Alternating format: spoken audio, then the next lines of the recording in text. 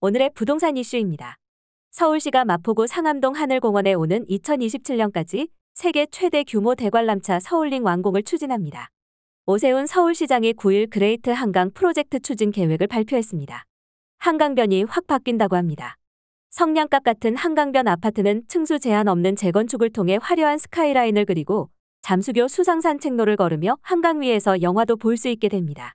대관람차를 타며 한강을 바라볼 수도 있고 곤돌라를 타고 뚝섬에서 잠실까지 5분 만에 이동할 수 있습니다. 어떻게 된 일인지 바로 보러 가시겠습니다. 서울의 새 랜드마크로 들어설 서울링은 규모도 거대하지만 특유의 바퀴살 없는 디자인으로 더 주목받습니다. 중앙이 뻥 뚫린 고리형 관람차는 현재까지 전 세계에 단 2개밖에 없을 만큼 희귀합니다.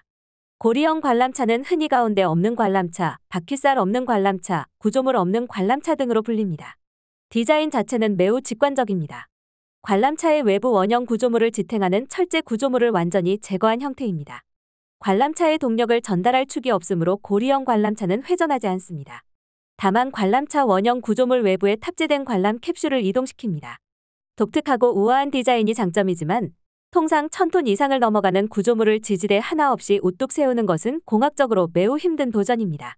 2002년 한일 월드컵 당시에도 서울시엔 고리형 구조물 1000년의 문을 건조하는 계획이 고려됐으나 예산 및 안전 문제로 결국 무산됐습니다. 현재까지 현실화한 고리형 관람차 프로젝트는 단 2개로 각각 일본과 중국에 세워졌습니다. 세계 최초의 고리형 관람차는 일본 도쿄의 빅5입니다. 도쿄 돔시티의 랜드마크로 지름은 60m이며 총 40개의 곤돌라가 장착됐습니다. 롤러코스터가 관람차의 중심을 통과하는 과감한 설계로 주목받았습니다. 빅5는 일본의 엔지니어링 대기업 미쓰비시 중공업이 2003년 완공했으며 최초의 고리형 관람차로 기네스북 세계 기록에 등재됐습니다.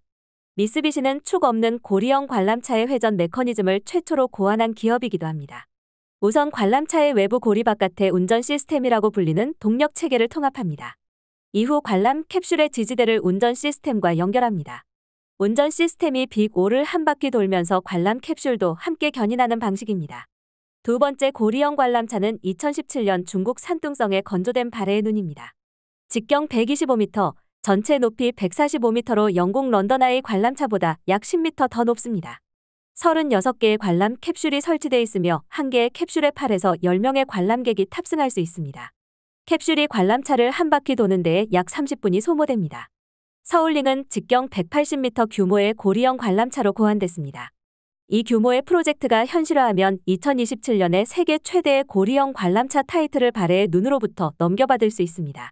또 시는 서울링이 순환경제 및 기후행동의 세계적 상징물로 자리매김할 수 있도록 최신 친환경 기술을 동력원으로 적용할 방침입니다.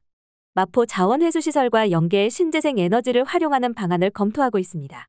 서울링 조성 사업은 2025년 6월 착공해 2027년 12월 완공할 계획이며 민간 투자 사업 방식으로 추진되고 사업비는 4천억 원 규모로 예정됐습니다. 한강변이 확 바뀐다고 합니다.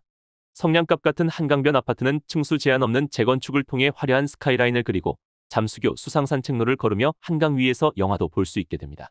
대관람차를 타며 한강을 바라볼 수도 있고 곤돌라를 타고 뚝섬에서 잠실까지 5분 만에 이동할 수 있습니다. 여의도 공원에는 제2세종문화회관이 들어섭니다. 오세훈 서울시장이 9일 이 같은 내용을 담은 그레이트 한강 프로젝트 추진 계획을 발표했습니다. 2007년 오 시장이 주도한 한강 르네상스 사업 2.0 버전입니다.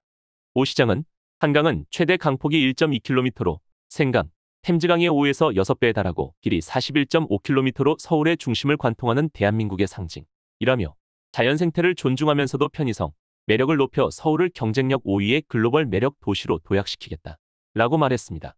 시는 우선 용산국제업무지구 등 핵심 성장 거점을 도시역 신구역으로 지정하고 한강과 연계해 개발할 방침입니다. 도시역 신구역에서는 서울시가 기존 도시계획 체계에서 벗어나 도시 건축의 용도 제한을 두지 않고 용적률과 건폐율 등을 자유롭게 정할 수 있습니다. 또 한강변 대규모 도시계획 시설을 다양하게 활용할 계획입니다. 잠실운동장의 경우 K콘텐츠, 신산업 전시 개최 등 미래전략산업 중심의 글로벌 MIC 허브로 구축할 계획입니다. 여의도 금융중심지는 국제금융중심지로 도약할 수 있도록 중심상업지역으로 용도지역 상향과 용적률 인센티브, 높이규제 완화 등 대폭적인 지원을 받게 됩니다. 오 시장은 용도구역이나 높이 제한 등 규제를 최소화해 민간이 창의적인 아이디어로 활력 있는 도시공간을 창출하도록 돕겠다 라고 말했습니다.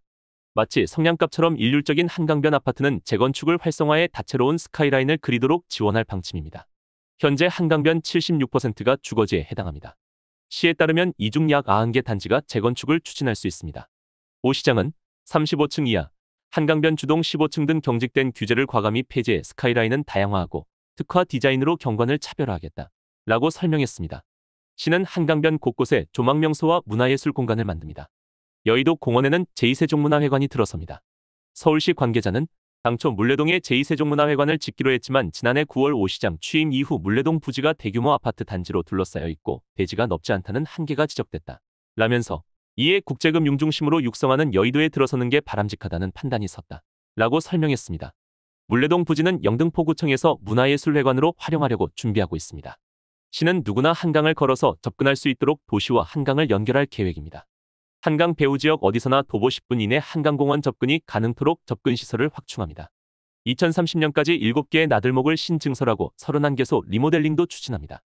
아울러 도시공원에서 한강까지 쾌적하게 걸어갈 수 있는 암사초록길을 조성하고 한강 주변의 민간 개발 사업 추진 시 한강변 입체보행교 설치를 원칙으로 인 허가가 진행됩니다. 또한 수상산책로를 만들 한강 위를 산책하는 경험을 제공합니다. 2026년 이내에 잠수교 보행 편의성을 강화하고 물 위에서 영화나 소규모 공연도 관람하는 등 다양한 여가문화 활동도 즐길 수 있게 됩니다.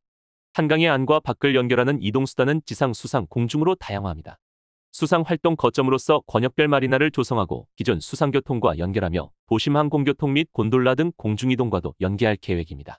시 관계자는 곤돌라는 일단 뚝섬에서 탄천 쪽으로 많은 사업 제안이 들어오고 있다 라면서 그 노선을 가지고 경제적 타당성, 민자 적격성 여부를 검토해 종합적으로 판단할 계획이라고 말했습니다. 이어 잠실 주경기장에서 뚝섬 유원지까지 현재 대중교통에서 환승하면 30분이 걸리지만 곤돌라를 이용하면 5에서 6분이면 이동할 수 있다 라고 덧붙였습니다. 한편 시는 대대적 개발 속에서도 자연과 공존하는 한강을 만들겠다는 다짐도 내놨습니다.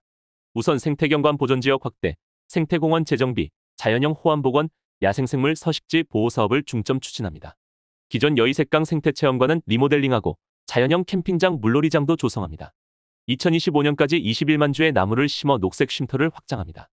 오 시장은 서울은 빠른 속도로 산업화되면서 녹지 면적과 문화예술여가 시설이 절대적으로 부족하다 라면서 경쟁력을 갖춘 도시는 시민이 문화예술을 즐길 수 있는 시설이 풍부한 곳이기에 그레이트 한강 프로젝트를 추진하게 됐다 라고 말했습니다. 이어 한강 르네상스 1.0이 한강 본류만 고민했다면 2.0에서는 지천변까지 확대돼 25개구 자치구의 삶의 여가를 즐길 수 있는 공간이 배치될 것이라고 덧붙였습니다. 오늘의 부동산 이슈 네티즌들의 반응을 살펴보며 마치겠습니다. 여러분들의 의견도 댓글로 남겨주세요. 발의 눈이라는 이름이 더 경악스럽다. 있으면 좋겠는데 미세먼지 심해서 뭐가 보이긴 하나. 사우론 타워와 절대반지의 콜라보인가? 원안에 가까울지. 서울시 청사의 경우 파도 모양의 파사드보다 측면의 패널이 원안에 맞추기 어렵다는 이유로 단순한 판넬로 대체되었는데 그러는 과정에서 디자인 의뢰의 의미가 퇴색되었고 측면과 후면은 평범하기 그지없었고 전체적으로 이도저도 아닌 건축물이 되었다. 원안부터 꼼꼼하게 기획을 해야 할 것 같다. 만들어 놓으면 가서 제일 먼저 인증샷 찍고 블로그에 올릴 것들이 세금 어쩌고 말은 진짜. 서울에 랜드마크 있으면 좋은 거 아닌가? 왜 무조건 반대만 하는 거지? 이해가 안 가네. 청계천 복원사업도 반대 겁나 하더구먼. 지금 와서 보면 잘한 일이라고 하면서. 위험해 보인다. 건축이 가능한 거냐. 시작해서 처음 예산보다 3-4배 들 것 같은데 안전과 관리도 힘들 것 같다. 어차피 여름 태풍 시즌 되면 저거 중단할 겁니다. 태풍 오는데 저거 운영할 것 같아요. 붕괴되면 인명사고는 뭐. 여기까지 네티즌들의 반응이었습니다. 시청해주셔서 감사합니다. 여러분들의 의견도 댓글로 남겨주세요. 구독과 좋아요는 영상 제작에 큰 힘이 됩니다.